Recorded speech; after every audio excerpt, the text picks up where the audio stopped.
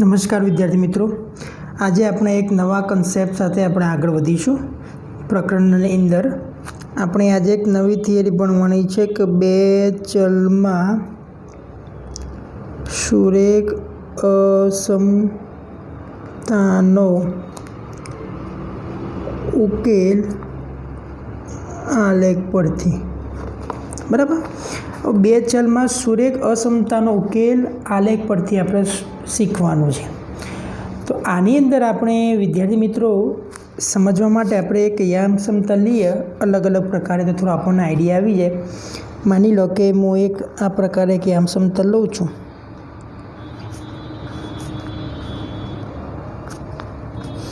બરાબર, આ એક યામ સમતલ લીધું. એક્સ ડેશ, વાય ડેશ, ઓગમબિંદુ ઓ આપેલું છે. તો આની અંદર આપણે એક આ પ્રકારે યામ સમતલ લઈએ. હવે આની અંદર આપણે આ યામ સમતલ છે એની અંદર આપણે એક રેખા કલ્પી લઈએ. માની લો કે એક રેખા લઈ લઉં છું, શિરોલંબ રેખા. અમે લીધી છે શિરોલંબ રેખા. બરાબર, આ કઈ લીધી ભાઈ? શિરોલંબ રેખા લીધી મેં. બીજું એક આપણે આવું ને આવું આપણે યામ સમતલ દોરીએ કે જે સમજવું છે આપણે પેરેલલમાં, તો આપણે એમાં પણ શિરોલંબ સિવાયને આપણે રેખા લઈએ. માની લો કે આવું આપણે એક યામ સમતલ લઈએ છે, કાર્ટેશિયન યામ સમતલ.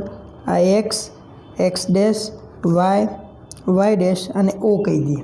બરાબર, ચલો કોઈ એક રેખા હું શિરોલંબ નથી લેતો, મતલબ લંબ નથી લેતો, આવી કોઈ રેખા લઉં છું. હવે આ પણ એક રેખા છે. બરાબર, હવે મારે વિદ્યાર્થી મિત્રો ખાસ સમજવું આપણે શું સમજાવવા માગું છું. હવે આપણે માની લો કે આ કાર્ટેશિયન યામ સમતલ છે. બરાબર, એની અંદર એક શિરોલંબ રેખા લીધી છે, એક શિરોલંબ વગરની રેખા, એટલે કે કોઈ આડી રેખા. મતલબ તમે આમ પણ લઈ શકો છો, આમ પણ લઈ શકો છો. બરાબર, માં એક નમૂના તરીકે આ રીતે લીધેલું છે. હવે આ રેખા દોરવાથી આ રેખા બે ભાગમાં, જે સમતલ છે એને બે ભાગમાં વિભાજન કરે છે. એક રેખાનો ડાબી બાજુનો, આ રેખાનો જમણી બાજુનો. હવે જો આ રેખાની વાત કરવામાં આવે તો આ રેખાથી ઉપરનો ભાગ, આ રેખાથી નીચેનો ભાગ થવાનો. બરાબર, તો એવું કહી શકીએ કે યામ સમતલ જે છે એ યામ સમતલમાં આપણે આ રીતે જો રેખા લેવામાં આવે તો એનું બે ભાગમાં શું થાય છે? વિભાજન થાય છે. ભાઈ બે ભાગમાં. અને આ જે વિભાજન કરવામાં આવે છે પ્રત્યેક ભાગને આપણે અર્ધતલ તરીકે ઓળખીશું. કયા? અર્ધતલ તરીકે ઓળખીશું. આને પણ શું લખીશું ભાઈ? અર્ધતલ. આને પણ શું લખીશું? અર્ધતલ તરીકે ઓળખીશું. બરાબર, હવે આ બંને અર્ધતલ છે. તો જો રેખા શિરોલંબ રેખા હોય અને જો આ અર્ધતલ બને છે તો શિરોલંબ રેખા માટે આ જે રેખાની ડાબી બાજુનો ભાગ છે તો આપણે એને કહેશું ડાબી બાજુનું અર્ધતલ. અને રેખાની જમણી તરફનો ભાગ છે એને કહેશું જમણી બાજુનું અર્ધતલ. બરાબર, એ જ પ્રમાણે આ સમતલની અંદર જો આ રેખા આ રીતે આપેલી હોય તો રેખાની ઉપરનો ભાગ છે તો ઉપરનું અર્ધતલ, નીચેનું અર્ધતલ, આ રીતે નામ આપીશું. ખ્યાલ આવે છે વિદ્યાર્થી મિત્રો શું કહેવા માગું છું? આ વસ્તુ સમજવું છે એના માટે આપણે આ કન્સેપ્ટ લઈએ છીએ. હવે આને થોડું થિયરી કન્સેપ્ટમાં પણ આપણે લખવું જરૂરી છે. તો આપણે એવું લખી શકીએ અહીંયા કાર્ટેશિયન યામ પદ્ધતિમાં રેખા દ્વારા યામ સમતલનું બે ભાગમાં વિભાજિત કરી શકાય છે. પ્રત્યેક ભાગને અર્ધતલ કહીશું. ઓકે, પ્રત્યેક ભાગને આપણે અર્ધતલ કહીશું. હવે બે કન્સેપ્ટ થઈ ગયા. રેખાની અંદર બે ભાગ પડવાના ભાઈ. એક શિરોલંબ રેખા હશે અને શિરોલંબ ન હોય તેવી રેખા હશે. બરાબર, જો શિરોલંબ રેખા હશે તો એ શું કરે છે? યામ સમતલનું વિભાજન કોની અંદર કરશે તો ડાબું અર્ધતલ અને જમણા અર્ધતલમાં કરશે. ઓકે, ચલો હવે આ છે શિરોલંબ વગરની રેખા. તો એમાં આપણે વાત કરીએ પ્રમાણે તો યામ સમતલનું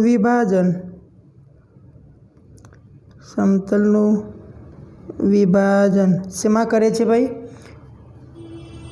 ઉપરનું અર્ધતલ, ઉપરનું એટલે કે રેખાની ઉપરનું. ઓકે, અને નીચેનું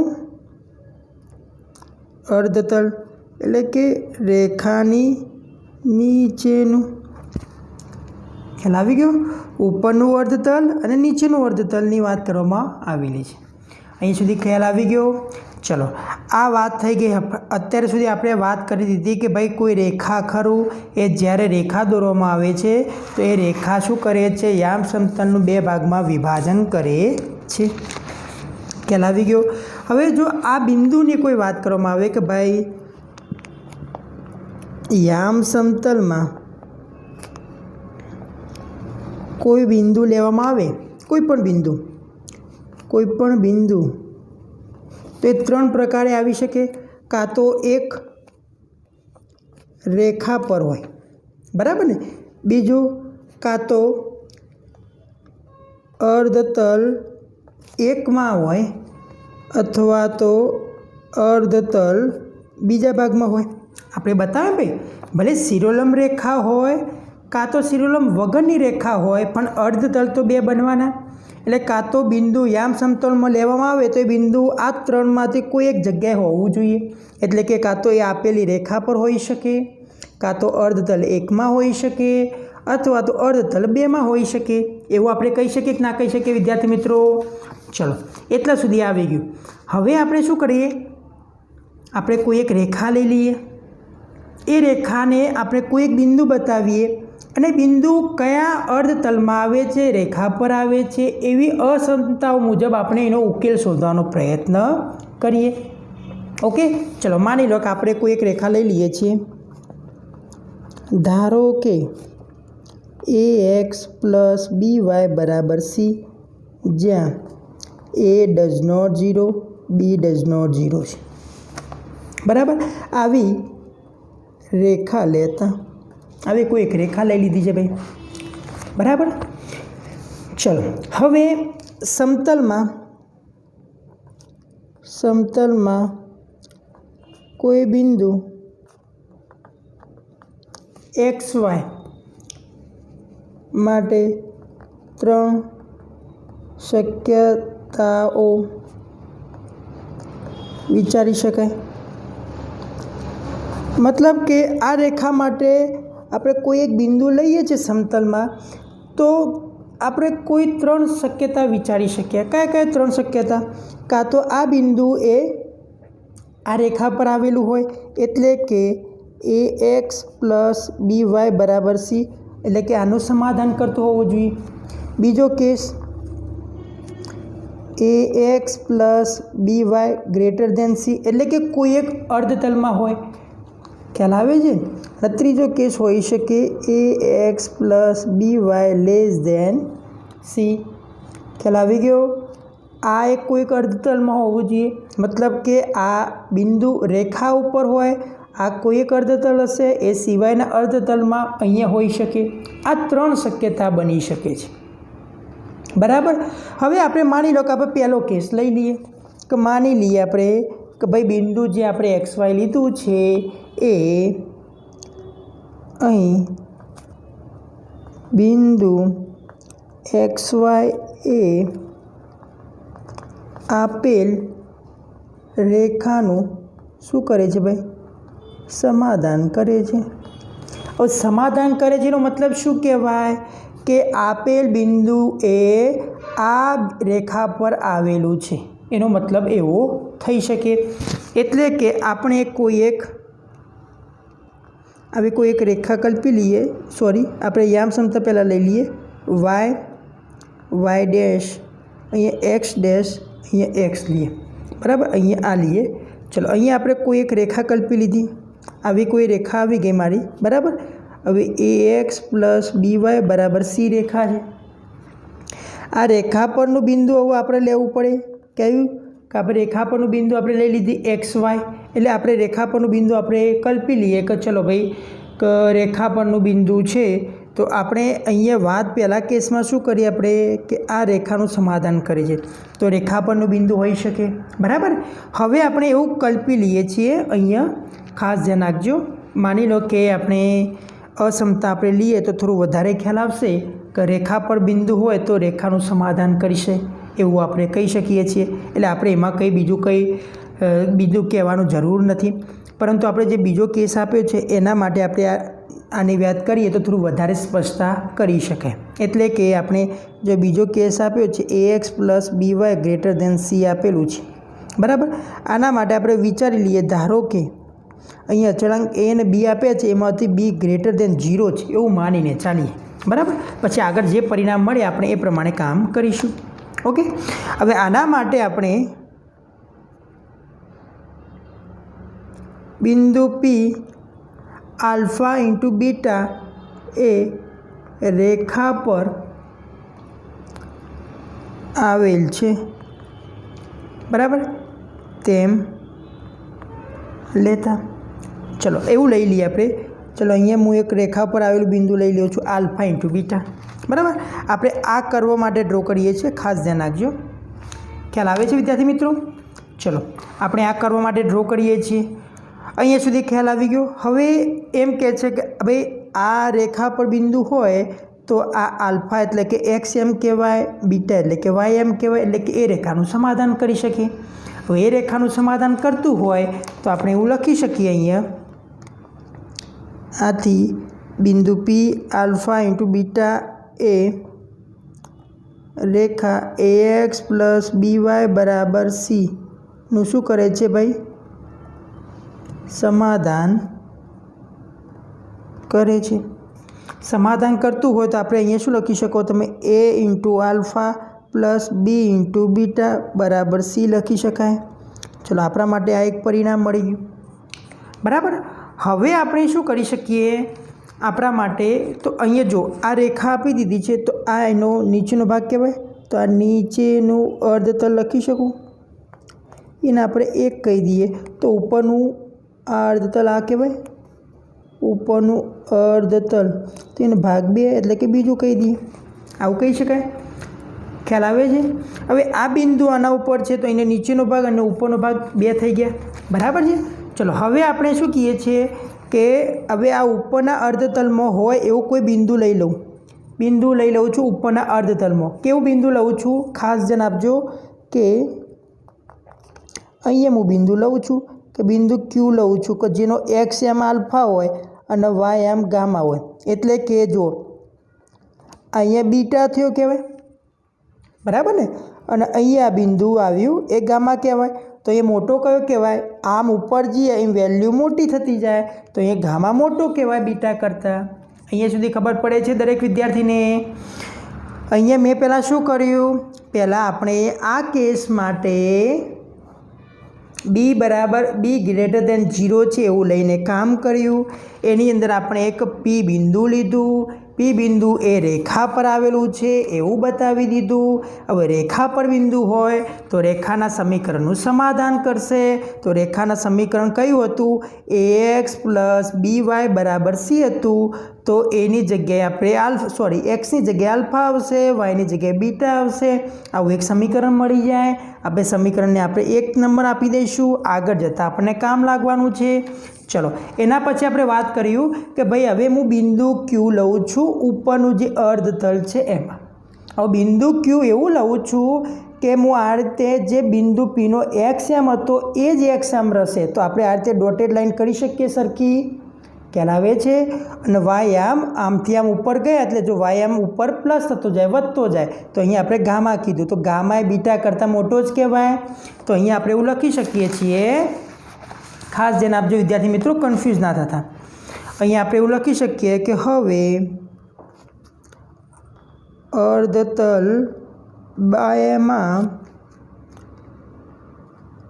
કોઈ બિંદુ Q આલ્ફા ઇન્ટુ ગામા લેતા। ચલો અહીંયા મેં તમને હાલ બતાવ્યું પ્રમાણે ગામા મોટો થયો કહેવાય કોના કરતાં, બીટા કરતાં, બરાબર। હવે મારે પેલું સ્વરૂપ બતાવવું છે। કયું સ્વરૂપ બતાવવું છે કે અત્યારે આપણે જે લાવે ને એ alpha plus B into beta બરાબર સી સ્વરૂપ આવી ગયું ને।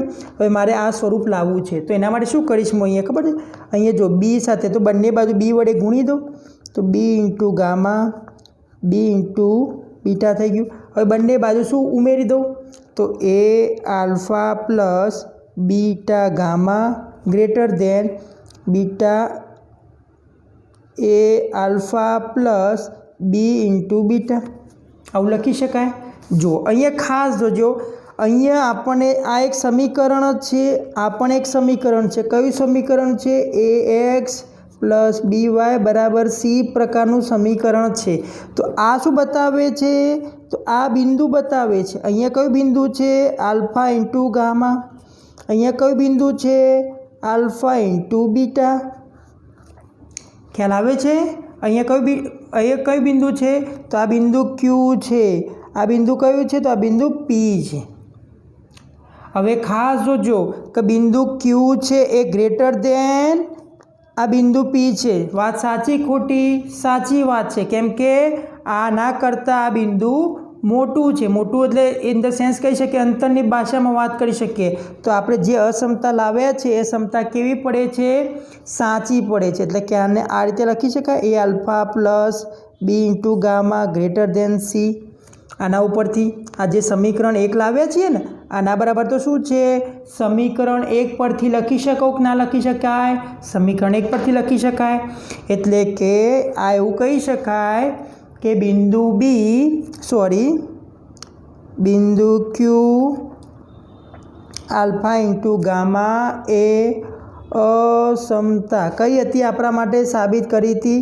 એ x plus B Y greater than સીનું શું કરે છે ભાઈ? સમાધાન કરે છે। કઈ રીતે સમાધાન કરે છે? તો અહીંયા મેં તમને અસમતા બતાવી દીધી। જો આપણે શરૂઆત આના ઉપરથી કરી, એના ઉપરથી આપણે આ કન્ડિશન લાવી દીધી એટલે આલ્ફા ગામા, તો આલ્ફા ગામા પણ એ મોટું કહેવાય બિંદુ આના પડતા। આના બિંદુ કયા અડધણમાં આવેલું છે? ઉપરના અડધણમાં આવેલું છે। ખ્યાલ આવે છે? ચલો અહીંયા સુધી ક્લિયર થઈ ગયું। અને એટલે આપણે એવું કહી શકીએ, એટલે કે ઉપર એવું કહી શકાય આપણે, આનો મતલબ શું તો કહેવાય આપણો આનો ઉકેલ મળી ગયો। ઉકેલ મળી ગયો ઇન ધ સેન્સ કે ભાઈ આનો ઉકેલ ક્યાં મળશે? તો આપણે જે રેખા દોરી હતી ને આ રેખા દોરી હતી હવે આ બિંદુ ક્યુ એનું સમાધાન કરે છે સમીકરણનો। એનો મતલબ એવો થયો કહેવાય કે આ રેખાથી ઉપરનો જે ભાગ છે ને એમાં ગમે તે બિંદુ લેવામાં આવે એ દરેક બિંદુ આ અસમતાનું સમાધાન કરે છે એવું કહી શકાય। એટલે આપણે આવી જો અસમતા આપેલી હોય તો એનો ઉકેલ અહીંયા આ પ્રકારે અહીંયા આપણે દર્શાવી શકીએ કે ભાઈ આ રેખાથી ઉપરના ભાગે આવશે। અહીંયા વિદ્યાર્થી મિત્રો ખાલી થિયરી સમજી લો કઈ રીતે કામ કરવાનું છે, આપણે પાછળ સ્ટેપ લખીશું। ઓકે, તો અહીંયા આપણે એવું લખી શકીએ છીએ, આમ એક્સ પ્લસ બી વાય બરાબર સીના ઉપરના અર્ધતલમાં આવેલ પ્રત્યેક બિંદુએ અસમતા x plus B Y greater than C નું સમાધાન કરશે। ખ્યાલ આવી ગયો અહીંયા સુધી? બધાને ખબર પડવી જોઈએ શું કામ કર્યું છે આપણે, બરાબર? ખાસ એટલે ખાસ ખબર પડવી જોઈએ દરેકને। ચલો હવે આનાથી તમને ઉલટું આપેલું, આપ્યું ઇન ધ સેન્સ તમને એવું કહેવામાં આવ્યું ભાઈ કે ભાઈ તમને બિંદુ આપેલું હોય અને બિંદુ ઉપરના ભાગમાં હોય તો આ સમતાનું પણ પાલન કરે છે એવું પણ આપણે કહી શકીએ છીએ। હવે આ તો વાત કરી હતી આપણે બી ગ્રેટર દેન 0 માટે વાત કરી હતી। હવે જો તમે બી લેસ દેન 0 લેવામાં આવે અને જે પ્રમાણે આપણે વાત કરી એ પ્રમાણે જો તમે બિંદુ લેશો તો અહીંયા આ સમતાનું આ જે અસમતા હતી એ અસમતાનું શું કરે છે? સમાધાન કરે છે। એટલે કે બી લેસ દેન 0 માટે प्रत्येक बिंदु के जे क्या हशे ax plus by greater than c नु समाधान करे ते अर्धतल एकमो एक एटले के नीचेनु अर्धतल रेखाथी नीचेनु अर्धतल हशे केम केम के बी लेस देन 0 लईए छे माटे ओके अर्धतल में आवेल छे ख्याल आवी गयो आनाथी उल्टू पण साचुं रहेशे उल्टू એટલે मतलब के तमने बिंदु आपेलुं होय तो तमारे आ समतानुं पण पालन थतुं हशे ख्याल आवे छे अहींया चलो हवे आपणे एवुं कही शकीए कि आना उपरथी आपणे एक व्याख्या लखवानी छे व्याख्या कोनी लखवानी छे आपणे के असमतानो उकेल प्रदेश असमतानो उकेल प्रदेश असमतानो उकेल प्रदेश आपणे जोवानो छे चलो तो आपणे व्याख्या एवुं लखी शकीए कि भाई एवो प्रदेश के जेमां आपेल असमतानो संपूर्ण उकेल समायेलो होय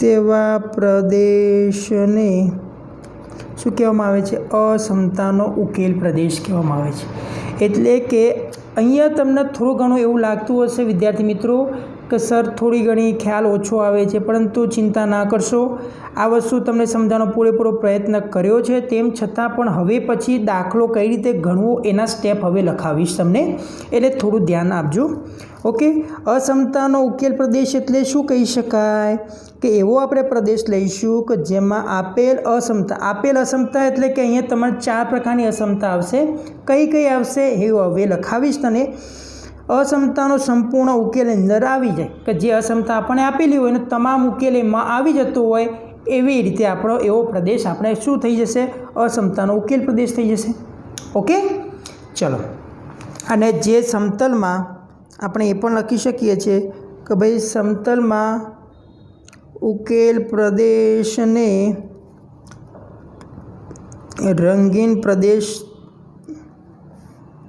વડે દર્શાવાય છે કોના વડે ભાઈ રંગીન પ્રદેશ વડે એટલે કે આપણે આમ આ રીતે લાઈનો દ્વારા દર્શાવીએ છીએ આ રીતે દર્શાવીએ છીએ मतलब કે આપણને ખબર પડવું જોઈએ કે ભાઈ આ પ્રદેશ કેવા છે ઓકે चलो हवे आपणे थोड़ा पगथिया लख्या दाखला कई रीते गणवो भाई आपेल असमता आपेली होय तो एना माटेना पगथिया कई रीते लखवा तो ये तमने समजावुं छुं चलो ये वस्तु आपणे समजीशुं तो अहींया जुओ द्विपरिमाणीय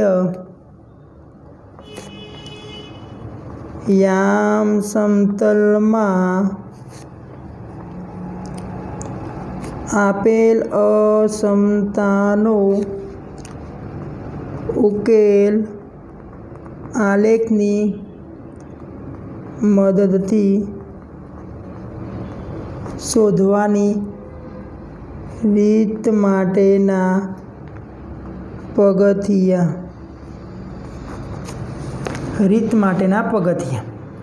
बराबर हवे जो अहींया तमने असमता 4 प्रकारनी आवे कई कई जो ax plus by greater than equal to c अथवा तो ax plus by less or equal to c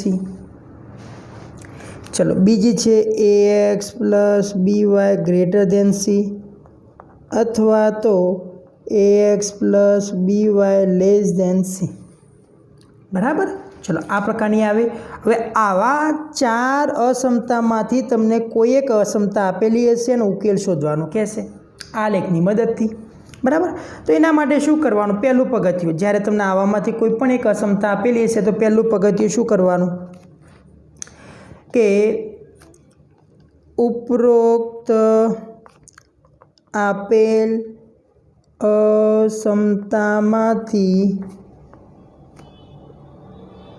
apple असमता माटे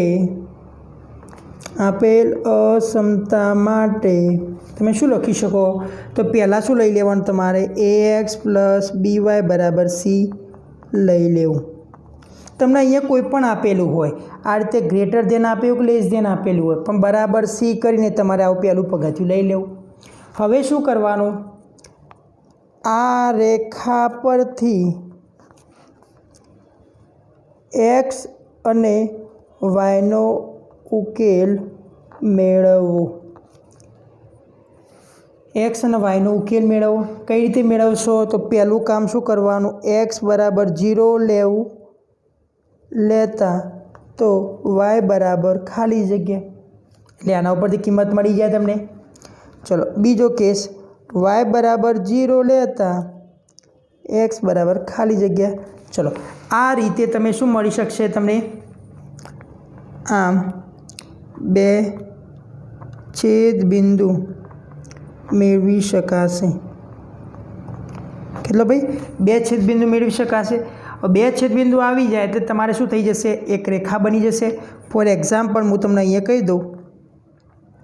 માની લો કે મેં આ રીતે તમને અહીંયા આમ પદ્ધતિ બતાવી છે, બરાબર? અમારા માટે y ડેશ છે, અહીંયા x અને આ x ડેશ છે. મારી રેખા માની લો કે આ રીતે આવે છે, બરાબર? તો આ એક ભાગ થઈ ગયો મારો ઉપરનું વર્તુળ, આ નીચેનું વર્તુળ. અહીંયા જે પણ રેખા મારી આવે છે એ રેખા તમે લખી દેશો. અહીંયા મને બે છેદબિંદુ મળી ગયા છે. અહીંયા કેવું હશે? અમે y બરાબર 0 લીધું હશે ને એ છેદબિંદુ હશે કે અહીંયા y બરાબર મારું 0 હશે, અહીંયા મારું x બરાબર 0 હશે, એ છેદબિંદુ હશે. ચલો આ બે છેદબિંદુ આવી ગયા.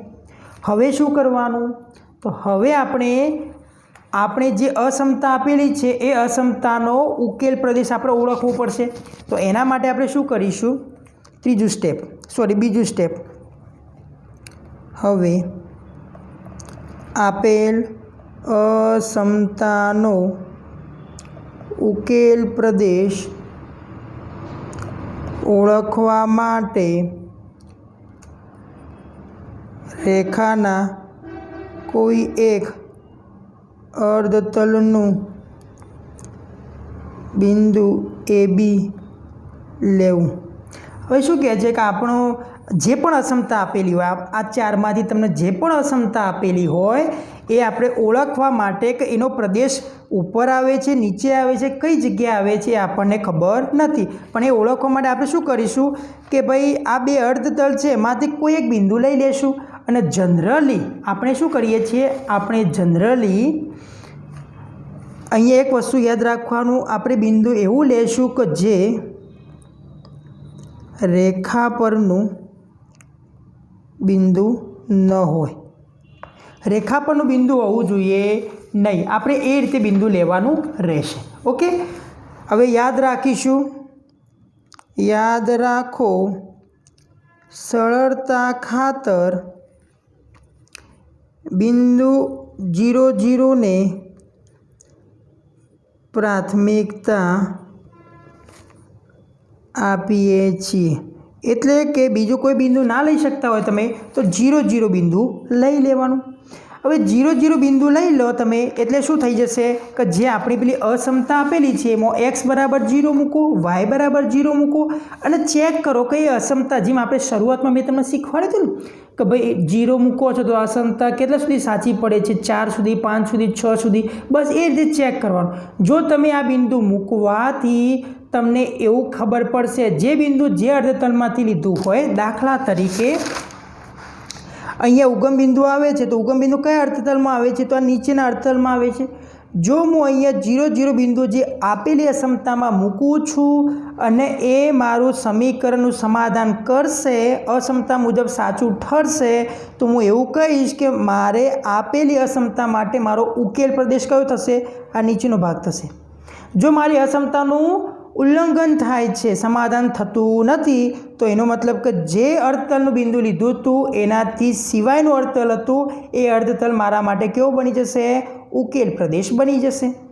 ખ્યાલ આવે છે દરેક વિદ્યાર્થીને? ચલો, એટલે કે અહીંયા હું હવે લખી દીધી. આપણે મુદ્દો લખીએ તો આપણે મુદ્દામાં શું લખી શકીએ? જો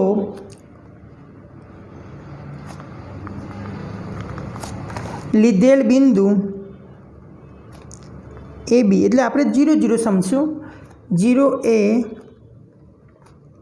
અસમતાનું સમાધાન કરે તો તે બિંદુ જે અર્ધતલમાં હોય, જે અર્ધતલમાં છે તે અર્ધતલ ઉકેલ પ્રદેશ થશે, નહીં તો તે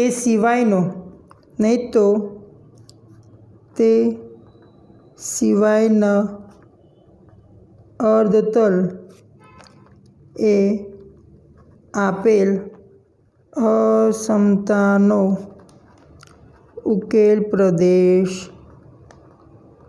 થશે। ચલો અહીંયા સુધી ક્લિયર થઈ ગયું બધાને।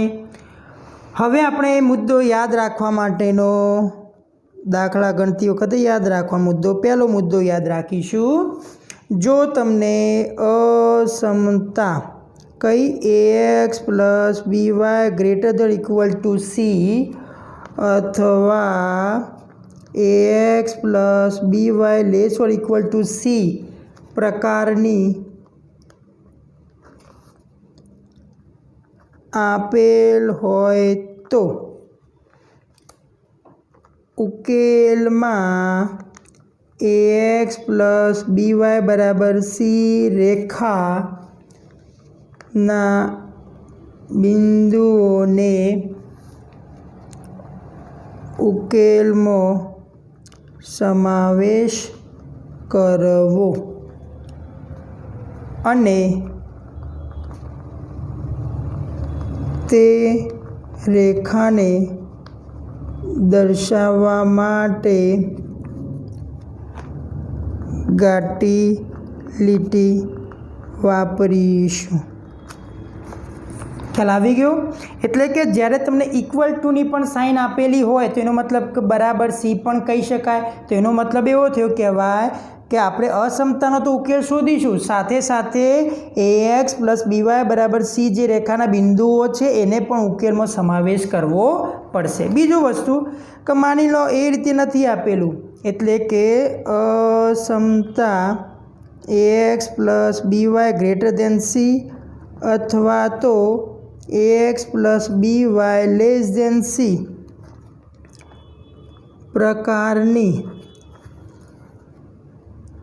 આપેલ હોય તો ઉકેલમાં રેખા ax પ્લસ by બરાબર c ના બિંદુઓનો સમાવેશ થતો નથી, સમાવેશ કરવામાં આવતો નથી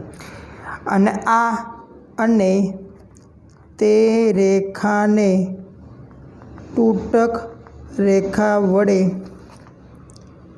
દર્શાવીશું।